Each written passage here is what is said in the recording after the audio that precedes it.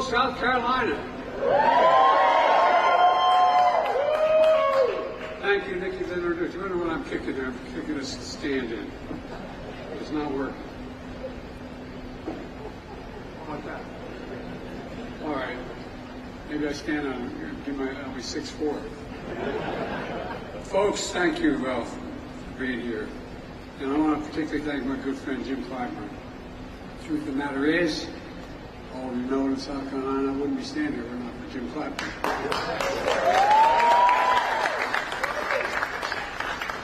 Jim has been one of the most consequential leaders in South Carolina history, in my view.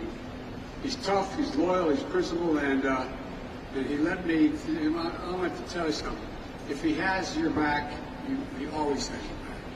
And Jim is good to be back in your home with you and your daughter. And look, former Mayor Steve Benjamin couldn't be here today, and you all remember Steve as your mayor, because he's traveling with his family. And it's great to have him here, have him part of our team. But his mom and dad are here. By the way, if you have seats, sit down. I'm sorry. I once said, everybody take a seat, and there were no seats. They said, Biden's so stupid he didn't know there were no seats. Anyway, also want to thank the leadership of Enphase and Flex for hosting this. You know, I'm here to talk about what we're doing to invest in America. And I mean invest in America, all of America, starting here in South Carolina. I'm going to talk about the progress we made in building an economy from the middle out and the bottom up, not trickling down. When you build from the middle out and the bottom up, everybody does well. The wealthy still do very well. But that trickle-down economy, not a whole lot dropped on my dad's kitchen table growing up.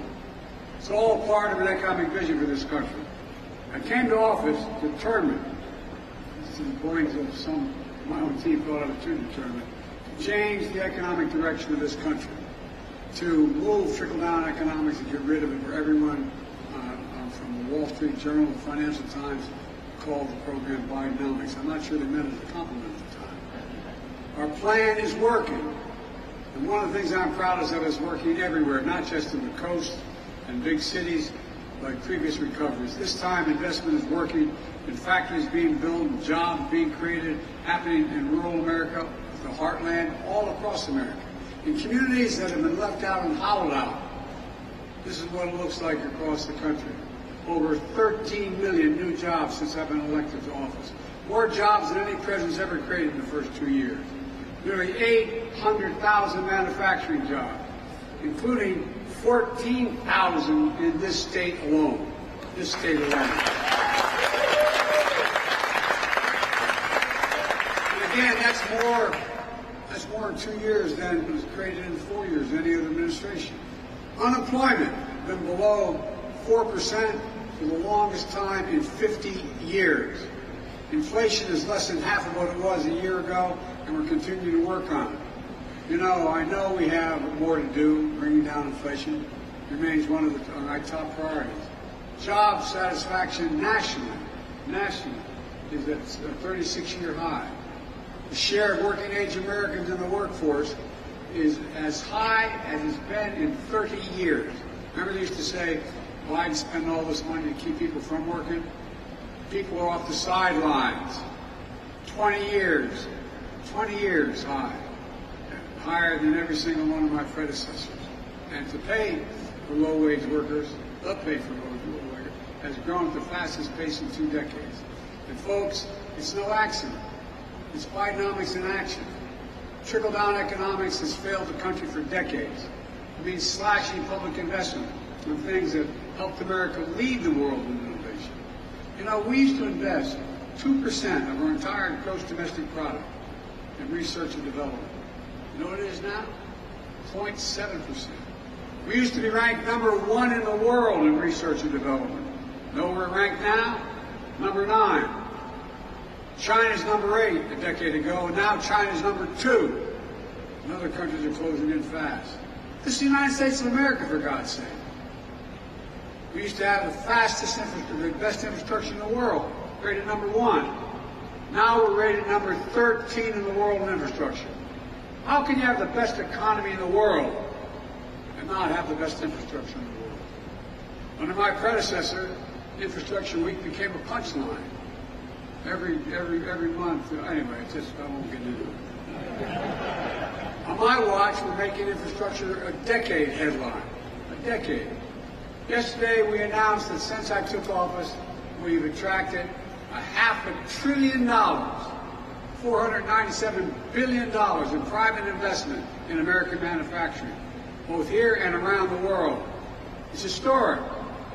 It's Bidenomics in action. Instead of exporting jobs to cheaper labor costs, what we did for decades, we're creating jobs here and exporting American product.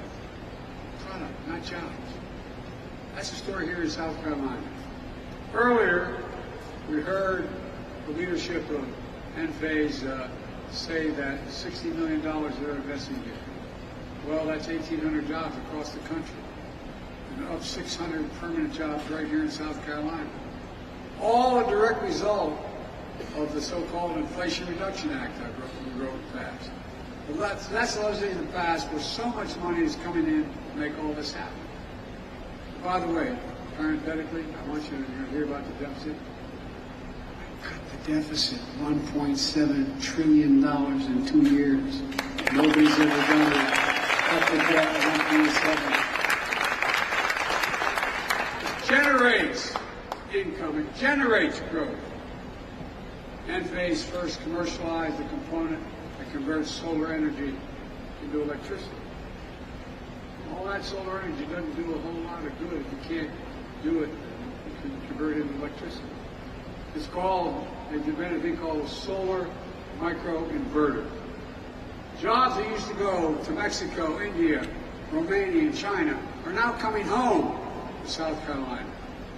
Now Enphase is partnering with Flex to make these parts here in South Carolina. And today, they're shipping their first microinverters made in America.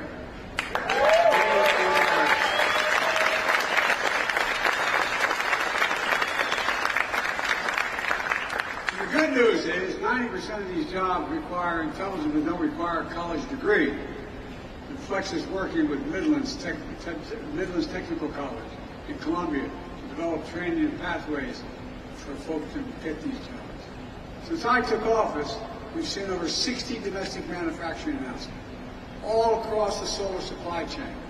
One of the biggest is in Dalton, Georgia. You may find it hard to believe, but that's Marguerite Taylor Greene's district.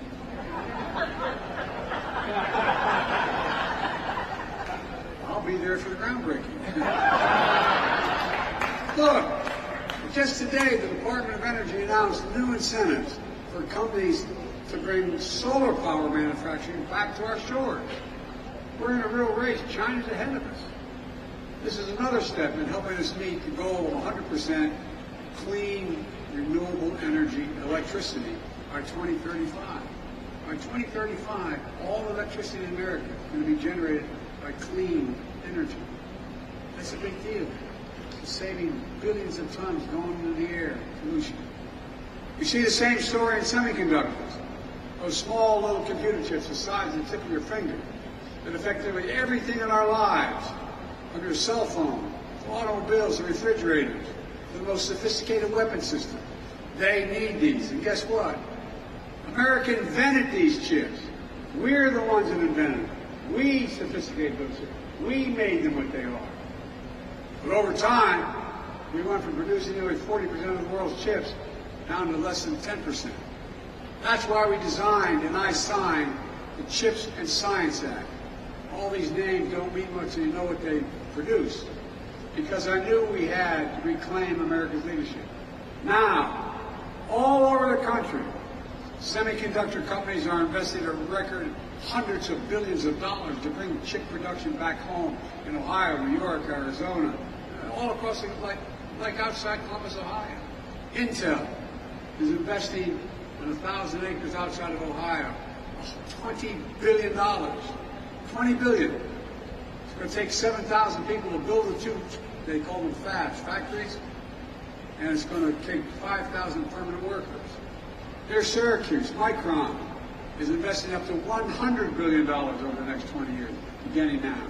In Phoenix, Arizona, TSMC is investing $40 billion, producing thousands of good-paying jobs. As I said, for example, in Ohio, those 7,000 jobs building the facility are going to generate economic growth in an entire region outside of Columbus, because they're generating, they bring along unique stores, unique drugstores, you need a lot of things to maintain those jobs. And we're also seeing 3,000 jobs, those 3,000 jobs working in the fabs can make $100,000 a year. That's the average salary. And you don't need a college degree. Make $100,000. The middle class, this is a game changer. We're investing in the American agenda is about bringing supply chains home. Clean energy future, made in America. Before the pandemic, supply chains weren't something most Americans thought about. If I said to you 6 years ago, we're worried about a supply chain, you look at me like, huh? Well, I would have looked at you the same way. But today, after delays in parts and products, everybody knows why supply chains matter. We know for too long, China's dominated the production of raw materials needed for critical products. That's why we're building alliances with our friends all across the world, increasing our production here at home to create alternative sources for the minerals we need. Our goal is to bring full battery supply chain home. We create a battery belt stretching from Michigan to Georgia. In Chester County, South Carolina, Albemarle is investing $1.5 billion to process lithium for electric vehicle batteries. That's not only creating 300 permanent jobs, it will lift up a whole community. Restore some pride. It matters. The lithium will power components like it's going to be being made in redwood materials near Charleston. The company's making the largest investment in the history of the state. $3.5 billion to build a battery materials manufacturing plant, creating 1,500 jobs. That's another community changer. It's a game changer. And those materials will go into batteries that will be recycled by companies like Survey Solutions, which is investing $300 million here in Richland County, creating another 300 permanent jobs. That's community after community after community. There's been that change. That's on its way. The change in enough communities is going to change the state. It's going to change the country. And Jim Clyburn's Institute, Promega Energy Storage Technologies, is investing $279 million to manufacture batteries, to store energy, to power the grid. Look, what do you think we have said if I came when I was here trying to get the nomination 3 years ago? And I told you about, while I was campaigning, that we'd see this kind of investment in South Carolina, billions of dollars. I think you would have been a little skeptical. That's why I fought so hard for the things I wanted to do. Didn't get much help from the other team. That didn't stop us from getting it done. That's going to transform America. All told, since I signed the Inflation Reduction Act and the CHIPS and Science Act into law, companies have announced $11 billion in manufacturing and clean energy investments just in South Carolina. $11 billion. Companies across the county, across the country, are expanding factories, building new ones, creating tens of thousands of good-paying jobs, most of which don't require a 4-year degree. And when I say every job in America should be a good job, including a free and fair choice to join a union, I mean it. That's right. The manufacturing of clean energy technology will be made stronger by collective bargaining relationships. That's up to you to decide. It's not just manufacturing. Through the bipartisan infrastructure law, we've already announced over 35,000 projects all across America, like the Brent Spence Bridge, which is a $1 billion operation over the Ohio River, from Ohio to Kentucky. And today, in New York, we're investing a record $1 billion to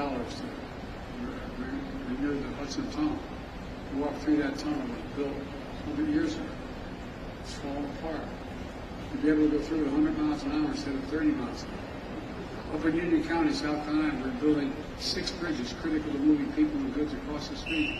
Each bridge is over 60 years old, with weight and volume restrictions that cause detours, congestion, and supply chains. The oldest one is where South Carolina 49 crosses the Tiger River.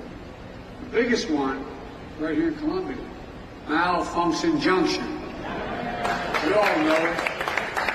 How many years have we talked about fixing Malfunction Junction? Now, thanks to Jim Clyburn and help from the infrastructure law, it's finally going to get fixed. It's going to get fixed. We're removing every single lead pipe in America. More than 100,000 lead service lines go into homes here in South Carolina. And they're a risk to everyone's health, including children. So it's time to get them removed and replaced. We're building. We're helping Richland School, District 1 here in Columbia, purchase 16 new electric buses. Woo! Because guess what? The diesel buses cause accidents. They cause problems. They cause additional problems. You all remember, during the pandemic, that thousands of people in this state didn't have a connection to high-speed internet, wherever, in their business or their home. Everybody now talks about it. We're going to close that digital divide. That divide between those who have reliable internet connection and those who don't. South Carolina is receiving $1 billion to close that divide, connecting every home and small business across rural America, rural South Carolina, that doesn't have reliable high-speed internet. Thanks to Jim Clyburn's Affordable Connectivity Program, fancy name, but it's real. That's saying that 359,000 South Carolinian families are already saving $30 a month on their internet. Look, we're doing this in communities all over the country. You can see exactly where the money's going and whether you're effective in your community here by going to invest.gov. Click on to invest.gov, put in your location, and I'll tell you what's happening in your community. We all see projects we're delivering in communities all across America. Look, implementing this legislation also has another transformative impact. All those members of Congress who voted against it suddenly realize how great it is, and they're bragging about it. As my mother would say, God love it. I want to thank Senator Grant for voting for the Bipartisan Infrastructure and the CHIPS and Science Act. I wish he had voted for the rest. Every Republican member of Congress voted against the Inflation Reduction Act. Everyone. Every Republican member of the House in this state voted to repeal the clean energy provisions of the Inflation Reduction Act. That attracts all these jobs. You know, and then after that effort failed, the Republican Study Committee, which includes over 3/4 of the House Republicans, just released a plan to go out and try to repeal it all again. That hadn't stopped them though from claiming credit. Now the billions of dollars and thousands of jobs are coming to the United States. It's not unusual. A distinguished senator from the state of Alabama, former coach of the university, strongly opposed the bipartisan infrastructure. Is now hailing the passage. He said, quote, "Great to see Alabama receive critical funds to boost ongoing broadband efforts." Yeah, it's great. That's all right. Because I'm one of those guys that believe in conversion.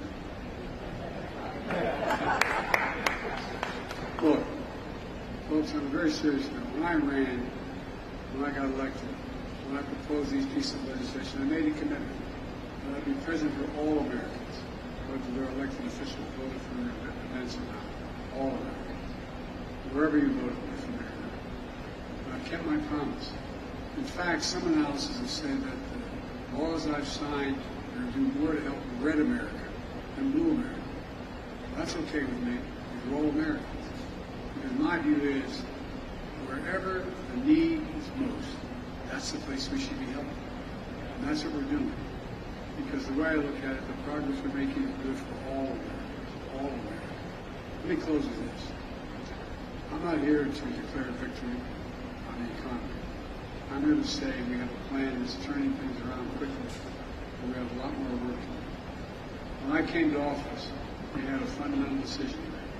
Would we continue down the trickle-down economic path of policy It's failed us time and again. It grew inequality. It saw jobs shipped overseas. Towns hollowed out. When I ran, I promised we would not continue down the trickle-down path. But here's the simple truth about trickle-down economics. It represented a moment when we walked away from how this country was built. Bidenomics is just another way of saying restoring the American dream. 40 years of trickle-down limited the dream for those at the top. But I believe that every American willing to work hard should be able to get a good job, no matter where they live. In the heartland, in small towns, in every part of the country. To raise their kids with a good paycheck, keep their roots where they grew up. That's the American dream. My dad used to have an expression for growing up, my word. He said, Joey, a job's about a lot more than the paycheck. It's about your dignity. It's about respect. It's about being able to look your kid in the eye and say, honey, it's going to be okay, and mean it. That's Bidenomics. It's rooted in what always worked best for this country. Investing in America.